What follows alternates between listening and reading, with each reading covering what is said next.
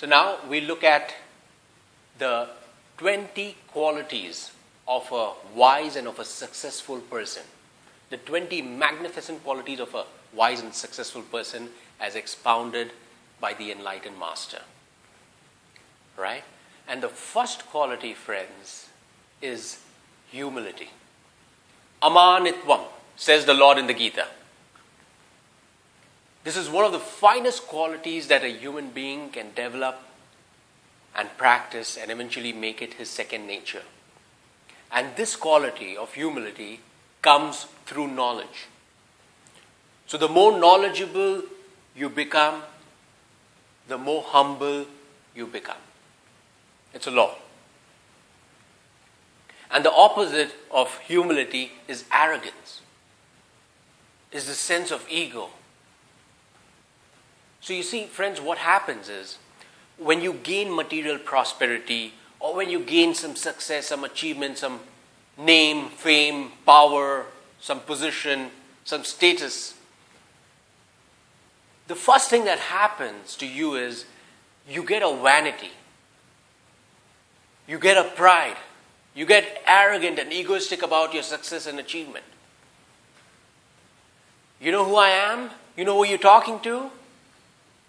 I know what I'm talking about. So this sort of a self-conceit seeps in when we're not careful, when we're not strong in our values. And this self-conceit, this ego, this arrogance is a sign of foolishness, says the enlightened master.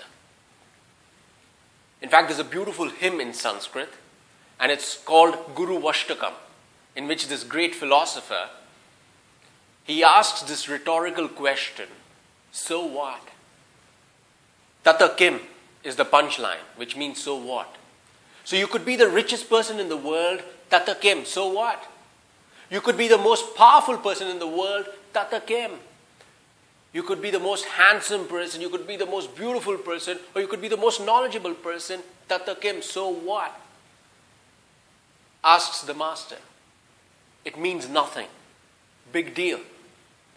It means nothing in front of the reality that pervades the entire universe, which is the most powerful entity, which is the most beautiful entity. And that is your higher self, the pure consciousness. If you don't achieve that in life, and you go about achieving anything else, no matter how powerful and rich you become, it means nothing. Tata Kim, so what? Asks the master. So why? Why is a wise man and a successful man, in a true sense of the term, not arrogant and egoistic about his achievements? Why is he humble? Because he's got his values in place and he does not lose sight of two important facts in life. And these two important facts are, please make a note of them, they're very important.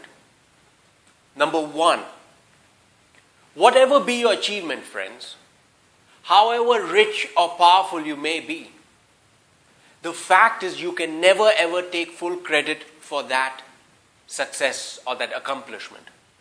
Your contribution is but just one of the factors.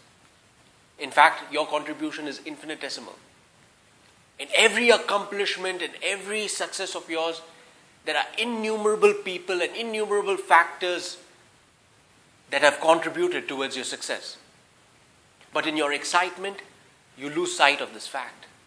And you claim and feel that you, with your full power, you alone are responsible for your achievement. As a result, you develop this false sense of vanity. Right? That's the first fact that you lose sight of.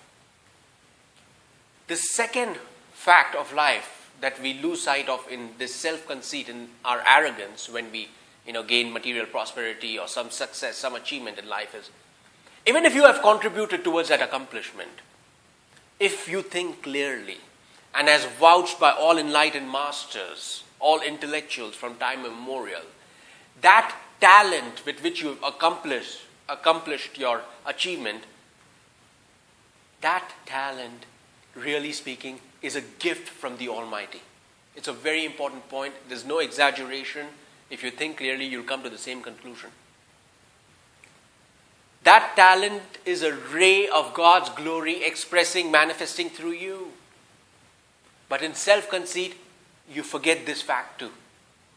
And you arrogate that talent to yourself, which again is an expression of your ego.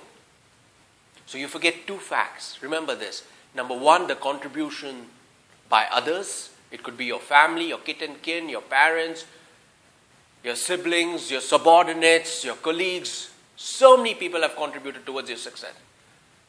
And secondly, you forget the contribution of the loving Lord. So a wise and successful person, friends, is always humble, whereas vanity, ego, and arrogance is a sign of the foolish.